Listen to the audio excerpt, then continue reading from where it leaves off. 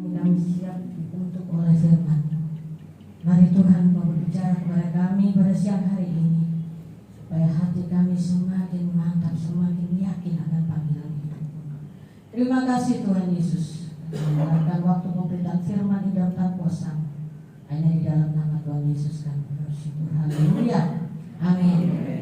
Shalom. Shalom. Apa kabar? Baik. Biasa. Puji Tuhan.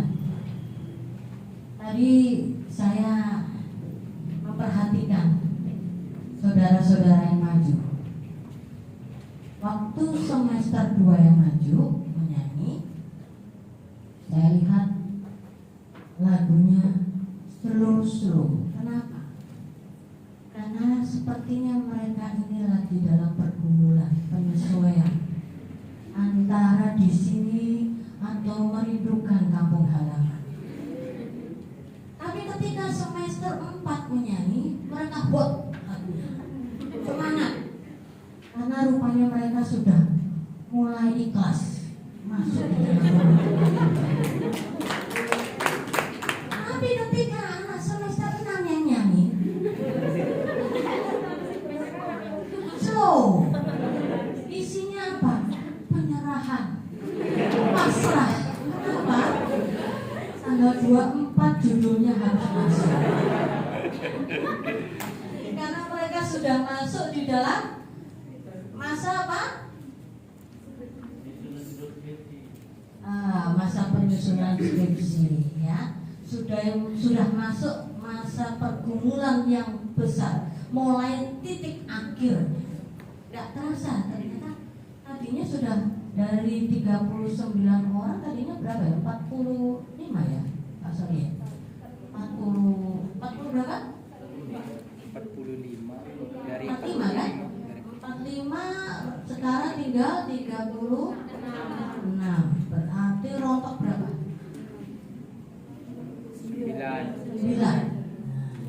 9 ini kita masih doakan terus. Apakah mereka gugur di medan perang atau mereka masih dalam pergumulan mau maju lagi?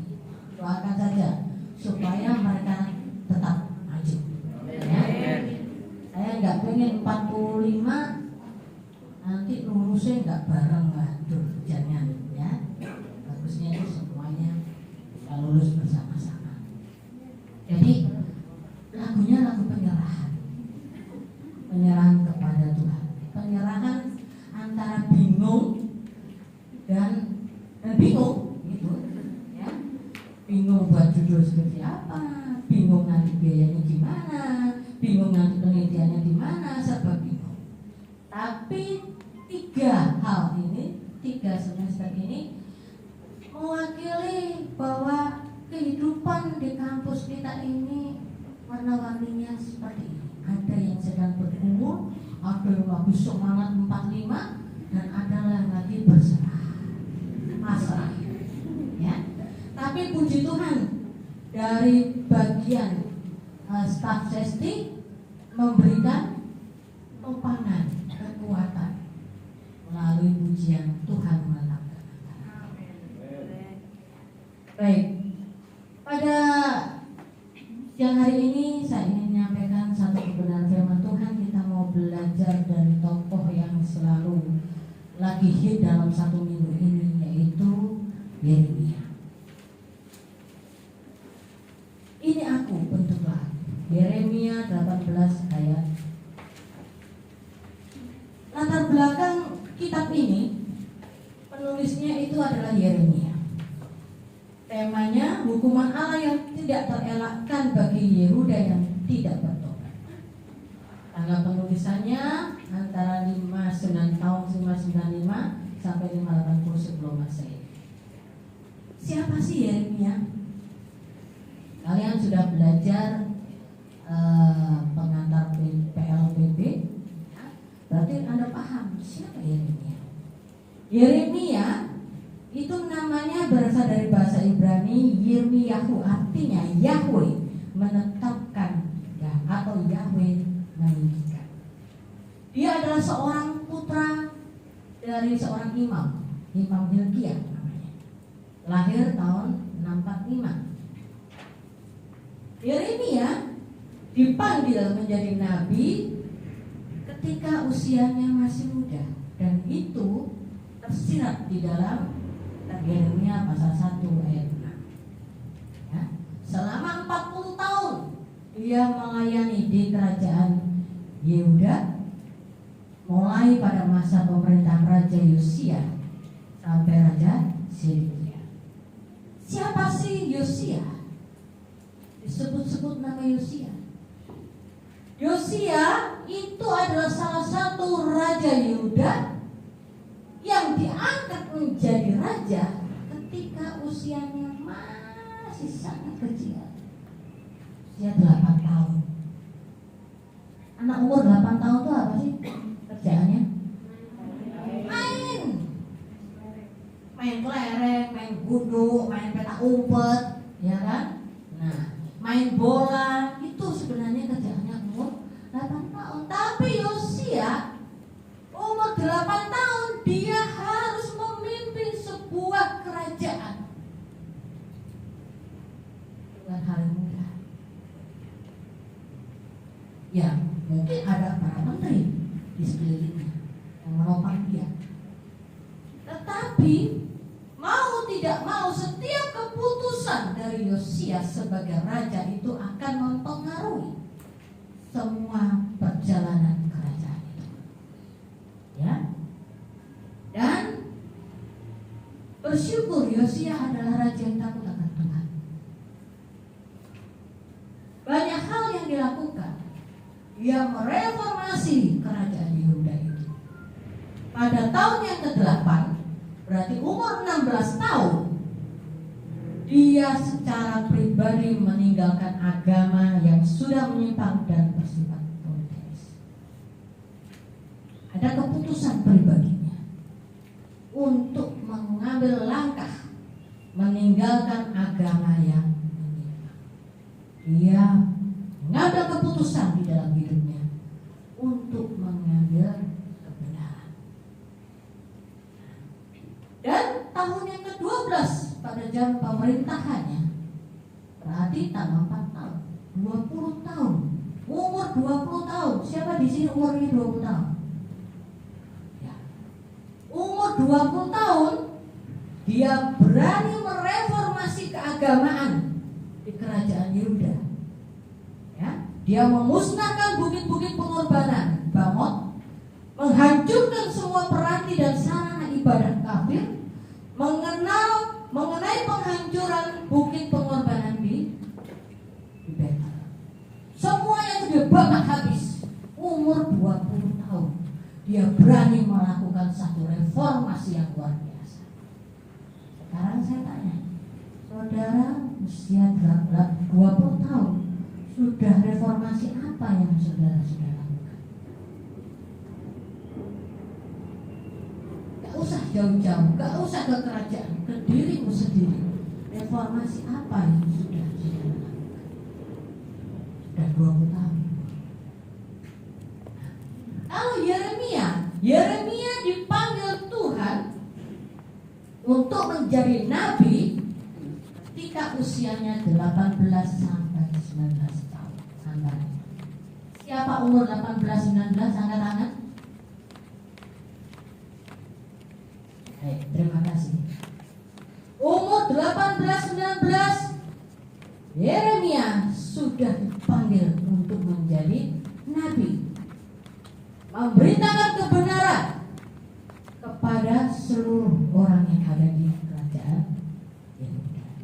Berarti Anda yang sudah umur 18 sampai 19 saat ini, Anda sudah menerima panggilan Tuhan untuk menjadi penyambung lidah dari Tuhan, menyampaikan kebenaran kepada semua orang yang ada di sekitar.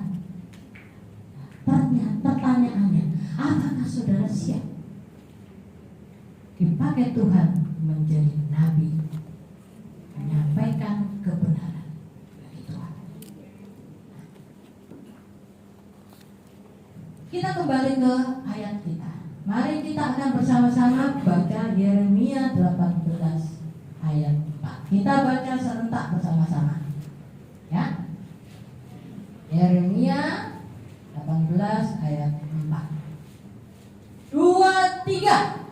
Apabila bejana yang sedang dibuatnya dari tanah liat di tangannya itu rusak, maka tukang periuk itu mengerjakannya kembali menjadi bejana lain menurut apa yang baik pada pengendarnya. Kenapa ada kata-kata ini keluar? Ya. Kenapa kok Yeremia mengeluarkan ungkapan ini? Karena Yeremia dia sepaham dengan Yosia untuk melakukan reformasi bagi kerajaan Yehuda. Tapi apa yang terjadi? Orang-orang yang ada di kerajaan Yehuda, mereka setengah-setengah di dalam melakukan pertobatan. Mereka tidak sepenuh hati melakukan pertobatan. Makanya Yeremia memberikan gambaran seperti ini kepada seluruh rakyat kerajaan Yehuda. Bejana. Kenapa ada kata bejana? Next. Ya. Bejana bahasa Ibraninya kelih itu adalah barang, perkakas atau gerabah. Di rumah kalian ada bejana? Ada perkakas yang dari tanah liat? Ada? Biasanya untuk apa? Untuk tempat air, ya, untuk masak, ya kan? Memang tuh enak sekali dipakai untuk masak. Jadi bejana itu adalah benda berongga yang dapat diisi dengan cairan atau serbuk dan digunakan sebagai wadah. Tapi sayangnya bejana ini sifatnya rentan. Dia mudah rusak. Ketendang sedikit, gentongnya bolong, bocor. Tabrak sedikit, retak, nggak bisa dipakai lagi. Ya, rentan sekali bejana ini. Kenapa dia rentan? Next. Karena dia dibuat dari tanah liat. Tanah liat itu lempung. Tanah lempung. Waktu kecil kita suka mainan lempung kan? Gitu kan? Nah, kita suka sekali main lempung. Kalau yang laki-laki mungkin dibentuk mobil-mobilan, ya kan? Nah, ini gitarnya ikut dengar memang. Ya. Kalau yang perempuan mungkin dibuat tempat-tempat masak dibentuk-bentuk bukan begitu kan? Kayaknya seru banget kalau mainan lempung gitu ya. Nah, lempung itu terbentuk dari gumpalan keras, saat kering dia mengeras, ya. Tapi ketika dia basah, dia akan lengket. Nah, itu sifatnya lempung. Kalau dia kering, dia akan keras. Ya. Tapi kalau dia kena air, dia akan lengket. Ya. Dia memiliki sifat elastis yang kuat, menyusut saat kering dan memuai saat basah. Tapi sayangnya tanah liat itu harganya kurang, ya. Apabila dalam bentuk tanah liat saja. Nih seperti ini. Next. Nah ini kalau tanah liat ini, kalau orang mau usaha buka bata, ya, pembuatan bata, orang cari tanah liat. Tapi kalau mau buat sawah, mana mau orang cari sawah yang tanahnya lempung. Ya. Tanah lempung itu kalau dibuat nanam itu sebenarnya bisa-bisa saja bagus. Cuman dia nggak bisa resep air. Jadi airnya membong terus. Orang kalau mau nanam itu nggak akan pilih tanah yang lempung. Kenapa? Pengolahannya lebih mahal. Banyak sekali pengolahannya. Ya, itu kelebihannya. Next. Kelebihan tanah liat mudah didapat, harganya murah dan mudah dibentuk. Kelemahannya proses membentuknya atau mengolahnya itu lama, mudah pecah dan rentan rusak.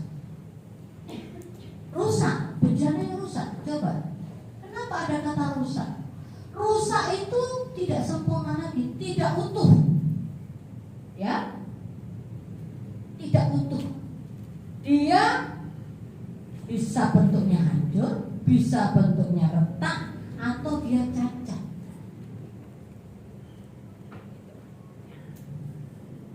Jadi tanah liat itu tidak secara otomatis berubah menjadi bejana yang indah, tetapi tanah liat itu harus melalui berbagai proses untuk menjadi bejana yang indah dan berkualitas. Kalau orang tukang periuk itu membuat bejana, ya, dia kalau mau mendapatkan bejana yang indah, yang baik dan berkilau, maka prosesnya akan semakin lama. Nah, jadi mungkin saja kalau ada satu langkah saja proses itu dilewatkan, taruhlah kata lagi dia membentuk bejana, tiba-tiba nguap, menceng itu bejananya, ulang lagi, betul kan? Lagi muter-muter lagi, tiba-tiba nyamuk lewat, pluk, dia nggak sadar dia begini, bejananya berubah lagi bentuknya, ulang lagi. Jadi tidak gampang untuk membentuk sebuah bejana. Next, ketika tanah liat tidak mengikuti bentukan dari tangan tukang periuk, akan jadi rusak. Dan prosesnya diulang-ulang lagi, terus disatukan lagi, dipukul-pukul lagi, dipakai lagi, dibentuk lagi.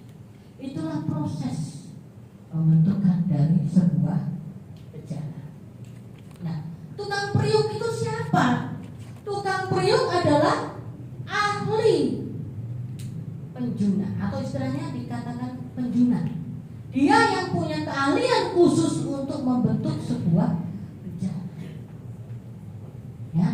Dan ini sering dipakai di dalam Alkitab sebagai lambang bagaimana Allah membentuk karakter umatnya. Ini cara kerja tukang periuk. Next. Nah, seperti ini. Ya. Ada roda, ada papan, putar, seperti itu. Ya. Nah, next. Lalu apa yang dapat kita ambil dari pelajaran tukang periuk itu? Tidak ada momen dalam kehidupan ini yang kita lalui tanpa proses. Jadi hidup itu harus melalui proses. Kita tidak akan pernah menjadi seorang sarjana teologi, tidak akan pernah menjadi sarjana pendidikan, ataupun kita tidak akan pernah menjadi hamba Tuhan kalau kita tidak mau melalui proses pembentukan dari Tuhan. Mau sehebat apapun kita, kalau kita sudah menyerahkan diri kepada Tuhan, maka kita harus ikhlas ketika Tuhan mulai membentuk kita. Ya, jangan bersungut-sungut, jangan mengeraskan hati. Ya, lagi dibentuknya di mana pun dibentuknya. Dibentuknya adalah melalui kehidupan kita, baik di dalam asrama maupun di dalam pelayanan kita atau di dalam kehidupan sehari-hari kita. Kalau di asrama, mungkin Anda melakukan sesuatu, Anda ditegur, udah galau. Jangan pakai rok ini dong, roknya kurang panjang, panjangin dikit. Ibu ini resep banget sih, rok aja dibeli buat tahan. Nah, itu hal kecil, tapi itulah proses pembentukan. Ya, kalau kerja praktis, lagi nyapunya ngasal-ngasal, yang penting cepat. Inilah penyakitnya anak asrama. Kalau kerja praktis kayak dikejar hantu, betul?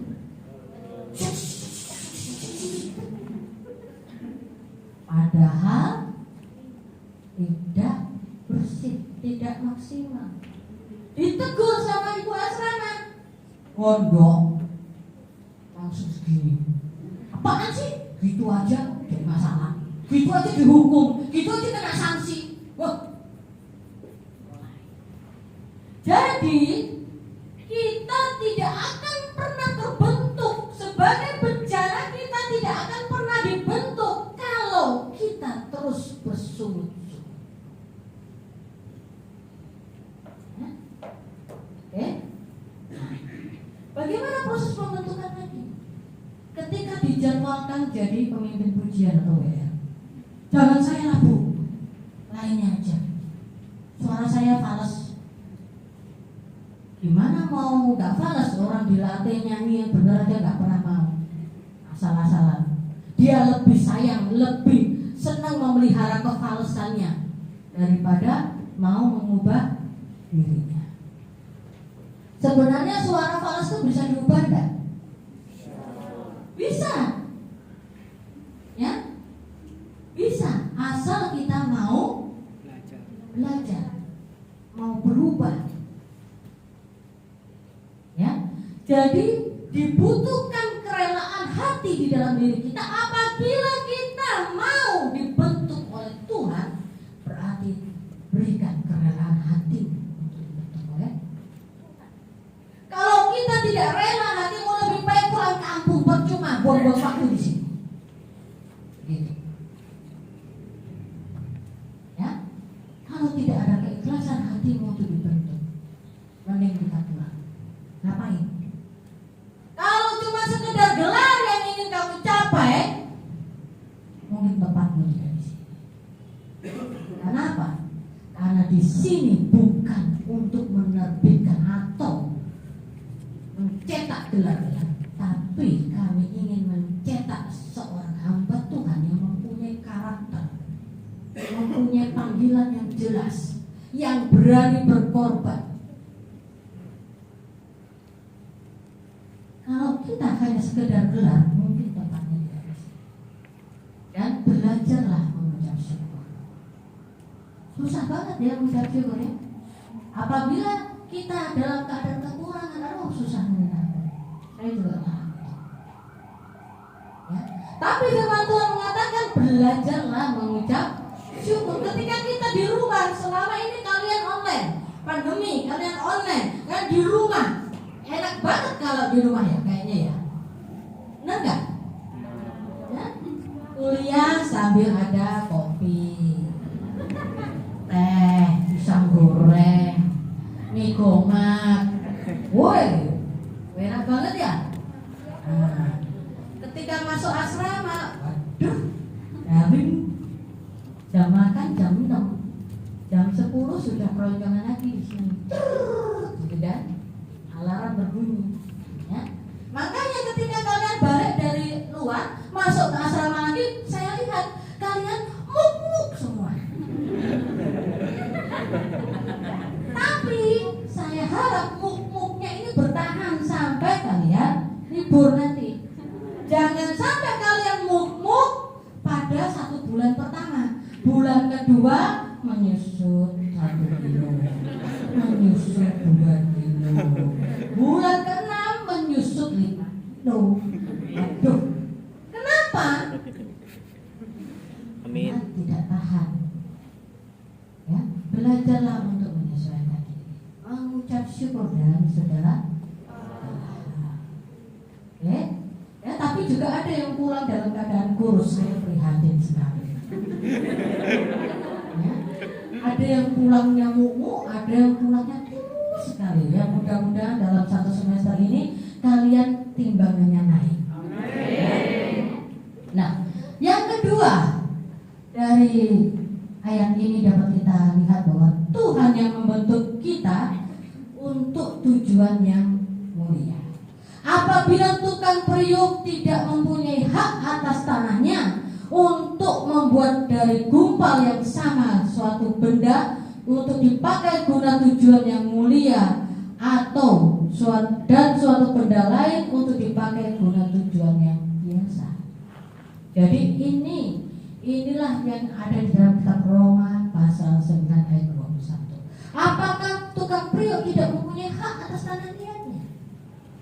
Dia punya hak.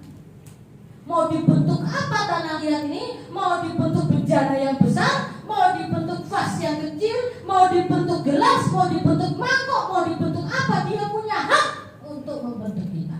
Berarti Tuhan mempunyai hak atas kita. Ketika kita sudah melakukan penyerahan hidup kepada Tuhan, maka Tuhan punya hak untuk membentuk kita. Kita mau dipakai sebagai apa, itu terserah kepada Tuhan. Jangan katakan begini, Tuhan, aku ini mau jadi pemain keyboard yang handal. Pokoknya pemain keyboard Tuhan, saya nggak mau jadi WL terus, saya mau jadi pemain keyboard. Tapi kalau Tuhan maunya kita menjadi WL yang membawa kemuliaan bagi Tuhan, yang membawa jemaat untuk menyanyi bagi Tuhan, apakah kita mau progres?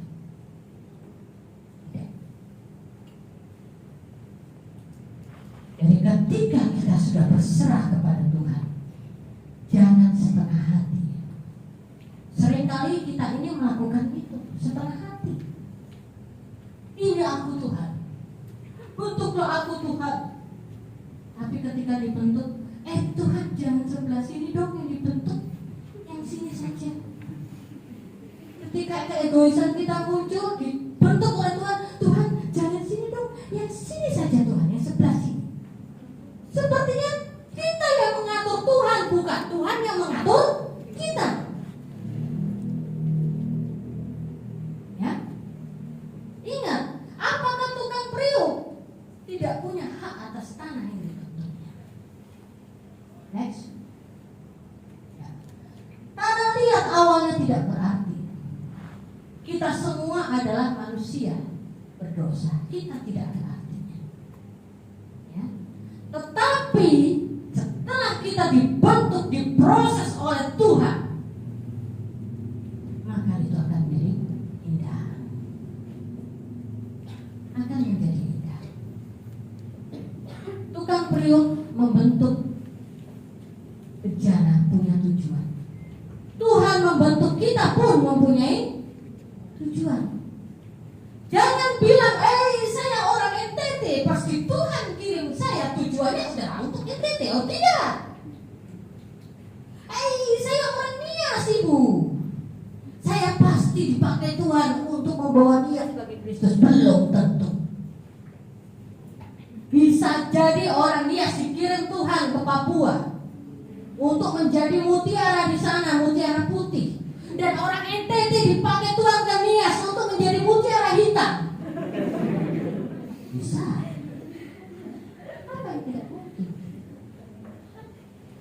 Jadi ketika kita mengambil keputusan berserah kepada Tuhan, jangan lagi pikirkan kampung halamanmu. Biarkan Tuhan membentuk kamu, membawa kamu di mana Tuhan kehendaki. Ya. Jadi seperti itulah.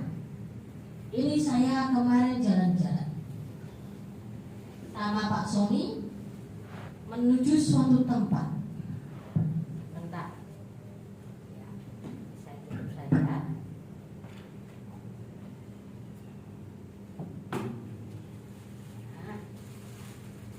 saya jalan-jalan sama Pak Sony. Waktu pagi-pagi, waktu berangkat ke sini, saya melihat ini.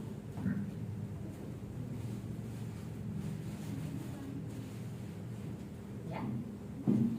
Tunggu. Apa ini? Waduh, jatuh kok. Ya. Apa ini? Bejana. Ini adalah salah satu Guci. bentuk dari Guci. bejana.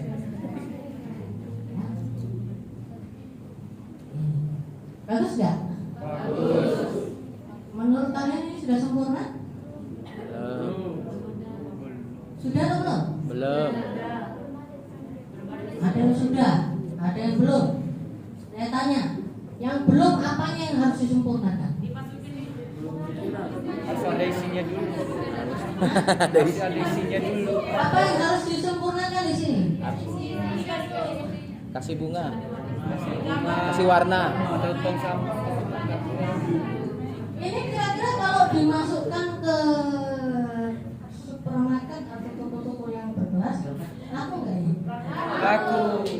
Masih murah. Murah sih. Nggak laku. Laku. Kenapa Pak? Masih murah. Kurang menarik. Kurang menarik katanya. Tapi kalau di pasar laku nggak? Laku. Nah, Tapi kalau murah. di pasar laku. Berapa harganya kalau di pasar? 5.000. 15.000, 10.000. Murah ya kalau di pasar ya. Tapi kalau ini dibentuk lagi menjadi lebih baik lagi, diukir-ukir, laku mahal nggak Pak? Laku mahal. Yang tadinya mungkin 5.000, tapi karena bentuknya begini nanti diukir lagi, diproses lagi, maka dia akan menjadi lebih mahal.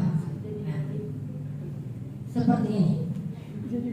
Ini kan harus diproses. Mungkin diamplas lagi. Waktu diamplas, kira-kira ada yang keikut nggak? Ada. Ada ya? Ada yang keikut kan? Tuh. Nah, ini agak penjol di sini. Diamplas lagi. Kira-kira kalau pot ini sudah dibentuk diamplas nggak bagus-bagus, nggak jadi, enaknya diapain? Rusak. Sakit. Sama tukang periuk ini, Daur ulang. ini kok penjol-penjol nggak bisa dibentuk, toh ini malu-malu aja. Dia langsung ambil. Tok. Udah begini langsung begini.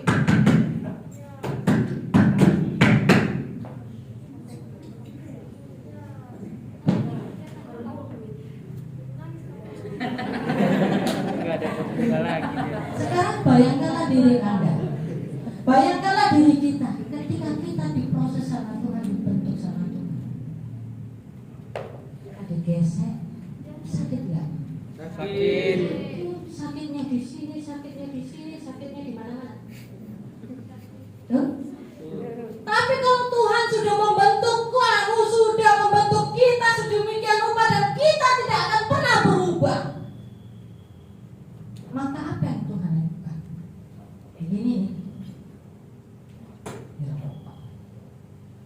Ada banyak anak-anak Tuhan yang awalnya dia mengambil keputusan untuk melayani Tuhan, tapi ketika melalui proses pembentukan dia tidak kuat. Dia katakan, lebih baik aku tidak skor teologi lagi. Lebih baik aku tinggalkan pelayananku. Woi, hati-hati. Siap-siap.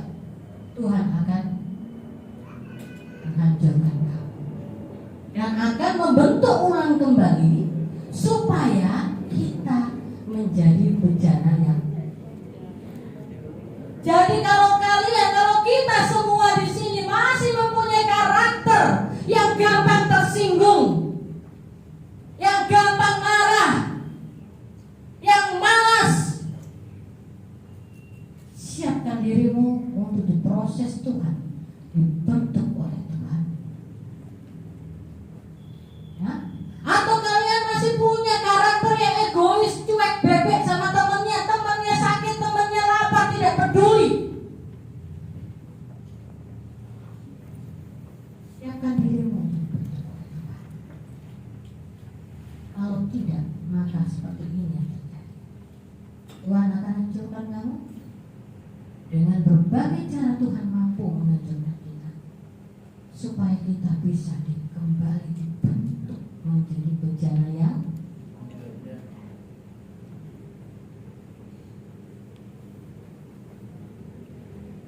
Pertanyaannya, sudah siapkah kita masuk di dalam proses pembentukan Tuhan? Sudah siap? Kalau sudah siap, maka belajarlah untuk mengucap syukur ketika kita melewati proses-proses pembentukan itu. Apabila kita berserah kepada Tuhan, segala macam karakter kita, keegoisan kita, ketidakmampuan kita, kelemahan kita, Tuhan tahu. memproses kita, membentuk kita untuk menjadi bicara yang bijak.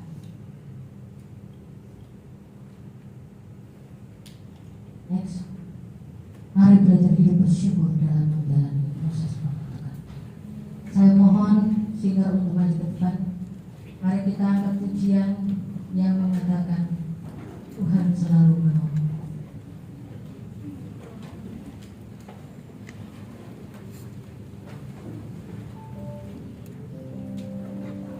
Masing-masing kita akan berdiam diri dalam Tuhan.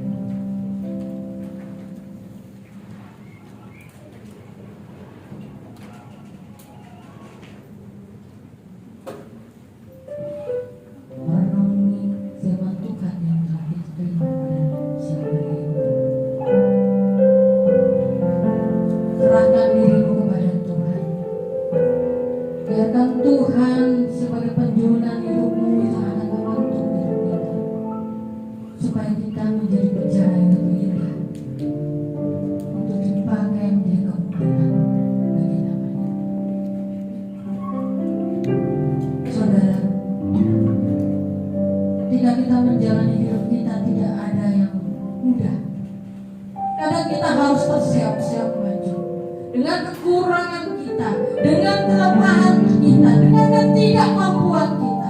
Tapi apabila Tuhan berkarya dalam hidup kita, apabila kita berserah kepada Tuhan, maka Dia yang akan membentuk kita terus Dia akan memproses kita hingga kita akan menjadi bicara ini. Kita akan pujian ini, musik akan selalu berganti.